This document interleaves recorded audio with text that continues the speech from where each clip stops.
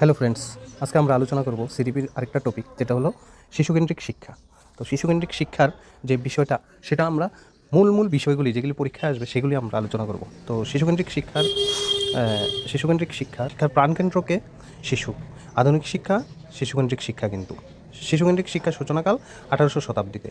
শিশুকেন্দ্রিক শিক্ষার জনককে Jack Russo, ঠিক আছে। রুশোর পূর্ব চিন্তাবিদ যারা শিশুকেন্দ্রিক শিক্ষার কথা ভেবেছেন তারা হলেন কোয়েন্টিলিয়ান, ইরাসমাস, কোমেনিয়াস। আর পরবর্তী চিন্তাবিদ হলেন Pestalozzi, Herbert Spencer, Froebel, Dewey, Rabindranath, Gandhiji. আর শিশুকেন্দ্রিক শিক্ষার বৈশিষ্ট্যগুলির মধ্যে রয়েছে মানে শিক্ষার্থীর স্বাধীনতা, এই শিক্ষা সক্রিয়তা ভিত্তিক, তারপর ব্যক্তিকেন্দ্রিক শিক্ষা ব্যবস্থা, অভিজ্ঞতা ভিত্তিক শিক্ষা ব্যবস্থা, শিক্ষার্থীর সৃজনী পৃহাকে চরিতার্থ করে ব্যক্তিগত অনুরাগ জাগ্রত করা, ব্যক্তিত্বের পরিপূর্ণ বিকাশ, মানবিক সম্পর্কের উন্নয়ন, মনোবিদ্যার আদর্শ প্রয়োগ, স্বতঃস্ফূর্ত শৃঙ্খলা, জীবনকেন্দ্রিক শিক্ষণ পদ্ধতি, শিক্ষার্থীকে সুনাগরিক গড়ে তোলা, বিদ্যালয়ের ভূমিকা। দেখুন, যে বিষয়গুলি আলোচনা করছে বৈশিষ্ট্যর মধ্যে, সেগুলি কিন্তু একটা কমন বিষয়, যেগুলিকে আমরা কিন্তু ধরতে পারি, একটা কমন বিষয় বলেছি কিন্তু। তারপর হলো শিশুকেন্দ্রিক শিক্ষার তাৎপর্যের মধ্যে কী কী রয়েছে, চলুন একটু দেখি।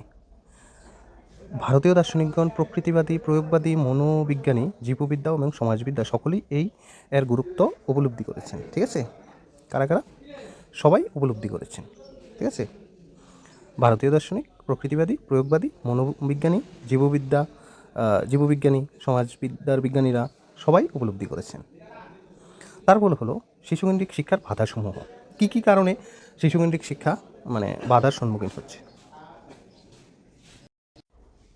পরিবারের ভূমিকা, পিতামাতার অন্ধ ইচ্ছা, স্বাধীনতার মাত্রার অপব্যবহার, নিজস্ব যোগ্যতা সুযোগের অভাব, ব্যবস্থাপনার অভাব, অর্থনৈতিক পশ্চাৎপদতা, তথ্যের অভাব, পরীক্ষার ব্যবস্থা। তারপর আধুনিক শিক্ষায় শিশুকেন্দ্রিক শিক্ষার প্রভাব, অভিযোজনে সাহায্য করা, শিশুর চাহিদা পূরণ শিক্ষার লক্ষ্য।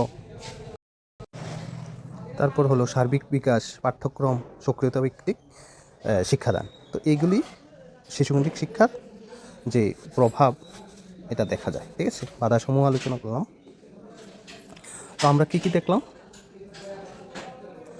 আমরা দেখলাম যে শিশুকেন্দ্রিক শিক্ষার মূল বিষয়গুলি, ঠিক আছে। এই যে মূল বিষয়গুলি, এগুলি মনে রাখবেন। তারপরে বৈশিষ্ট্যগুলি বেশি একটা মনে রাখতে হবে না, ঠিক আছে।